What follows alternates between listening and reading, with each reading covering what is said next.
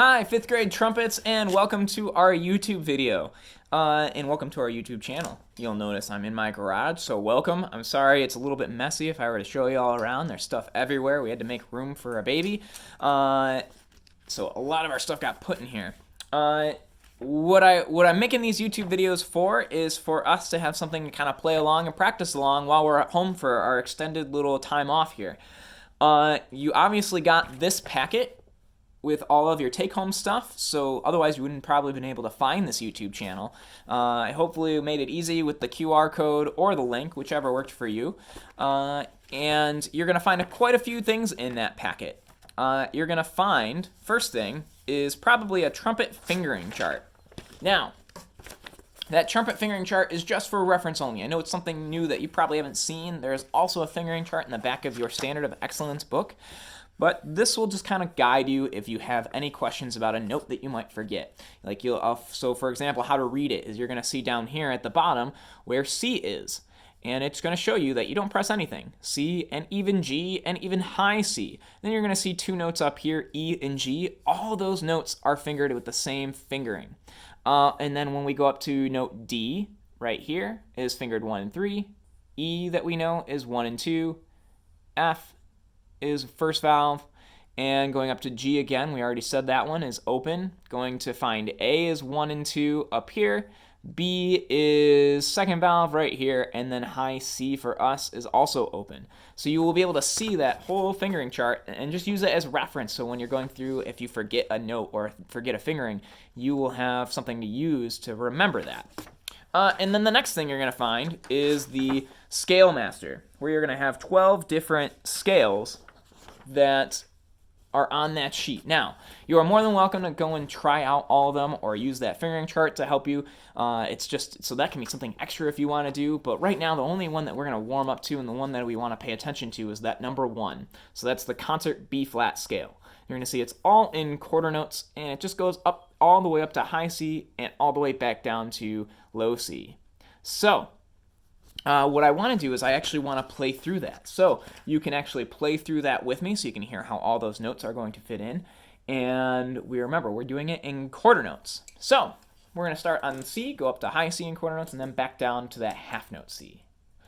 From the beginning. 1, 2, ready, and go.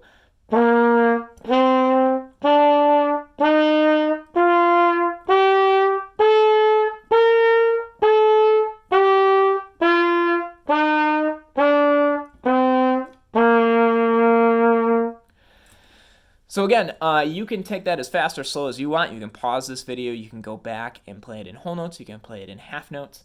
But I just wanted to play it with you so you can hear it. Hopefully you're able to play along with me. If you'd like, I'd even for a warm-up maybe do a long tone C where you're just playing a C and holding it out as long as you can.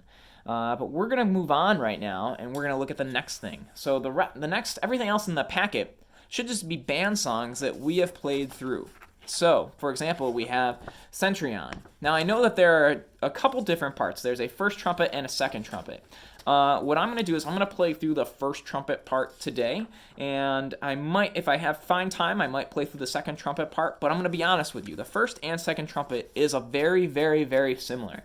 There is not a lot of parts that change. So, if you're playing the second part in Centurion, just be careful. You can play through along with me while I'm playing the first trumpet part, and you're not going to notice a lot of differences.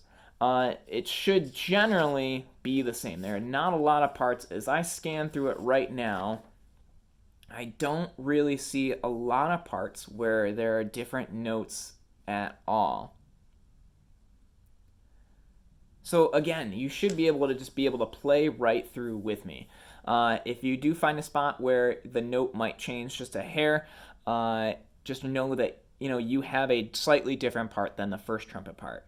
All right, so what's important to know about Centurion is that you have to do a lot of counting of your rests. So you might even want to take a pencil and write in the rests. So for example, at the very beginning, you rest on beats 2 and 3. You play D at the beginning and then play C at the end of the measure, but you're going to go D, 2, 3, C, D, D, 3, 4, D, 2, 3, C, D, D, 3, 4, and then you get to measure 5.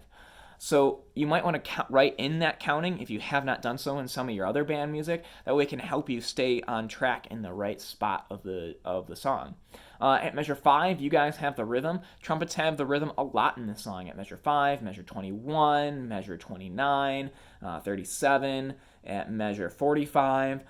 Trumpets are a main focus of the song. So what I'm going to do is I'm going to play through it right now. If you need to just finger through and say the note names, go ahead. If you'd like to play along, play along. You can pause or stop or rewind this video just to go back and play along with me as many times as you need to help you get better at it. Here is Centurion, right from the beginning. Remember, it's allegro, so it's a little bit faster. 1, 2, ready, and...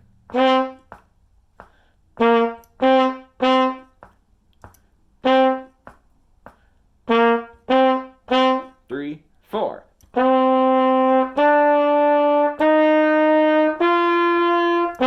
2, 3. 3, 4.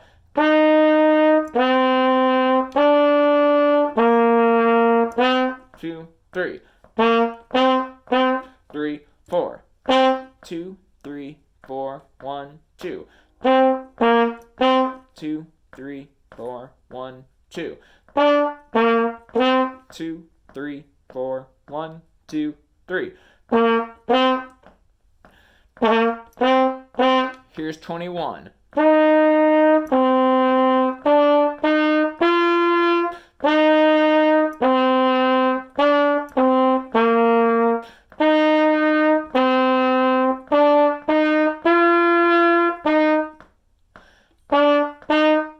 Here's 29.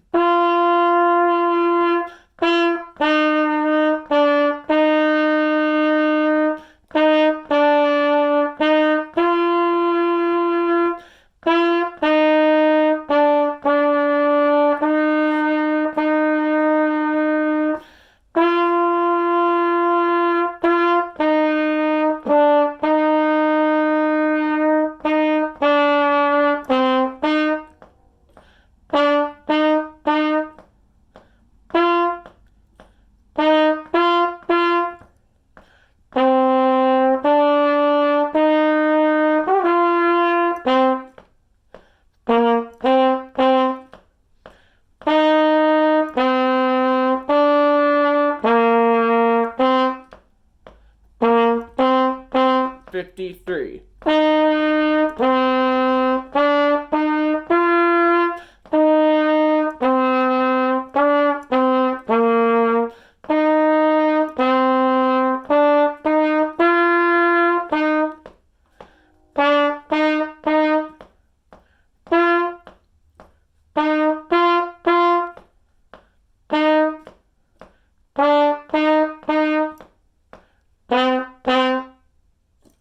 There is Centurion. So again, just make sure you're counting those rests. I counted a little bit in there just to help you guys out a little bit, but again, you can write them in if you need to. That'll help you going forward. All right, so we're going to go on to our next song, which is Chant and Canon. Thing about this song is you have a little more rests, but you don't have to count in between each note. You have more longer rests. Like at the beginning, you rest for 4 measures, and then at measure 9 again at 4 measures, measure 17 2 measures. The thing is that when you're resting, really the woodwinds are playing and the percussion, the bells are playing. And when you are resting, they're playing, and when you're playing, they're resting. So it's kind of like you start, the woodwinds will start, and then they pass off the song to you. You pass it back to the woodwinds and the bells, and same thing.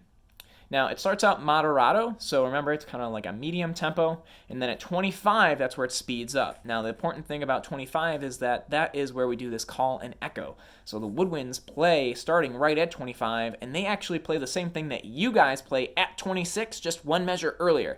So then we get into, like, that's why they call it a canon. We've done this in band where we'll have half the band play the C scale, and then 2 notes later, the other half will come in on the C scale at the beginning, and you kind of play in 2 different spots. It kind of creates this cool canon effect. So it's like an echo effect is really what it is.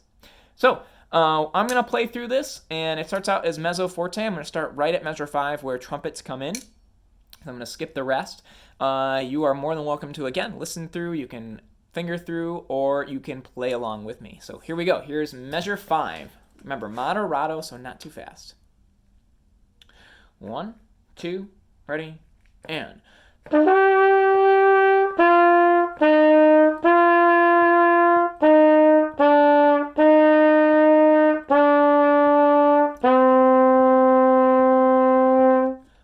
Then we rest again. We're going to come in 4 measures after that rest on a D.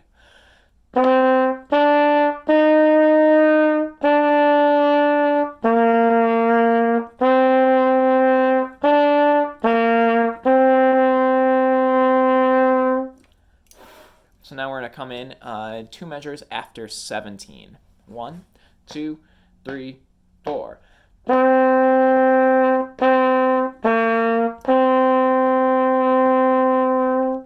2-measure rest. Then we come in on beats 3 and 4 after that 2-measure rest. So I'll count us in 1, 2, 3, 4, 1, 2. Here we go. 1, 2, 3, 4, 1, 2.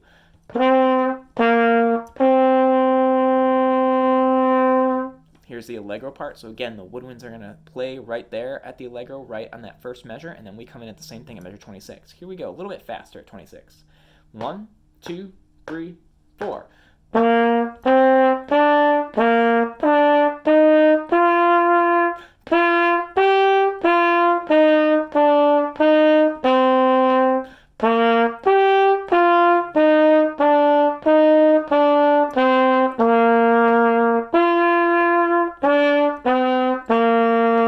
One, two, three, four.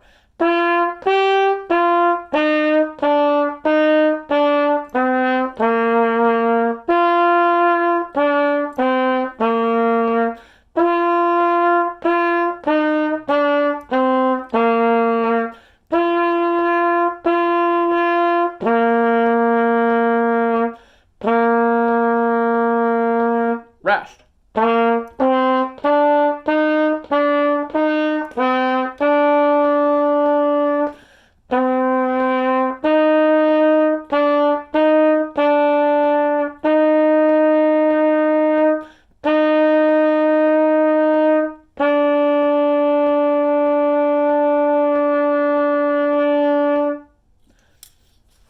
There's the end of Chant and Canon. Hopefully you'll get a chance to play along. Again, I might do some more videos after this just to work on specific things. But we're going to move on right now on to Trumpet Hero. And this is one of the last ones of our band songs. So, Trumpet Hero has our name in it. We are the main focus of this whole thing right now. For this song. There are a few trickier parts in this one. I know that I gave some of the trumpets more of a clarinet part because maybe it would be toned down just a little bit. If you would like to try the trumpet part, you are more than welcome, and maybe even be able to practice that part. So we have 12 measures of rest right at the beginning, and we don't come in until measure 13. And when we come in at measure 13, we rest on beat 1 and come in on a D on beat 2. The important part, and the part that probably makes this tricky, is it does get up to high B's and C's, but it's also a lot of eighth notes. You're not playing just quarter notes, half notes, and whole notes. You have some faster notes in here, and it skips around a little bit. So for example, at measure 19, we have some trickier parts where we have some eighth notes. So here's measure 19, just to kind of look at some of these trickier parts. 1, 2, 3, 4, 1.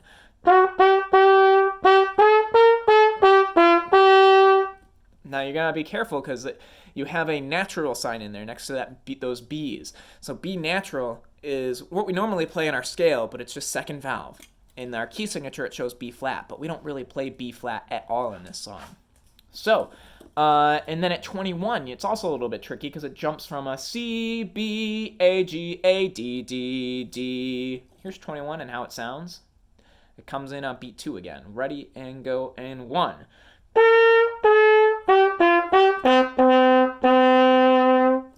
So that repeats a few times. So once you really learn it, you will be able to play it later on. We can look at 41. It comes in again. Ready and go and 1.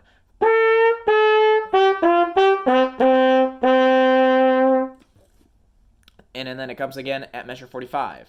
1.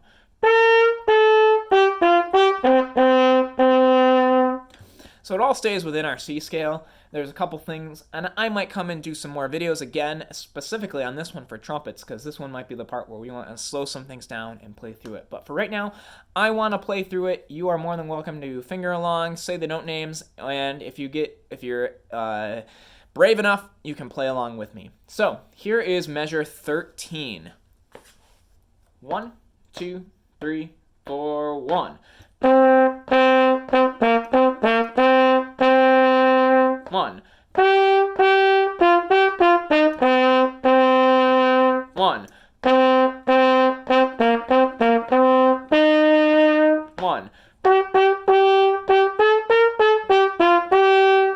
1. Rest. 1. 1. Rest. So now we're at measure 29. You're going to look and you're going to see in your part where it shows at 33, 35, and 37, and even 38 and 39. You're going to see where it says like group 1, group 2, group 1, both groups. Right now, just try to play through all of it. We don't need to go back and forth between groups. If we decide to work that out in our band rehearsals, once we go back to school, we can do that. But for right now, just try to play through all of it. A lot of it just repeats anyway. So here is measure 33. Remember, we're coming on beat 2, and it's a forte dynamic. 1, 2, 3, 4, 1.